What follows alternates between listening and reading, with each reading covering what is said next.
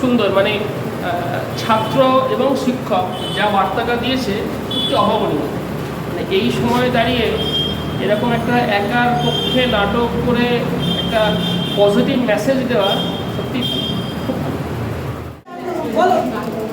যারা তোমাকে দেখে হাসছিল, কান ধরে উদ্ঘোষ করছিল বলে তাদেরকে বলে দাও এবছর জোরে, এবছর আমি ক্লাসে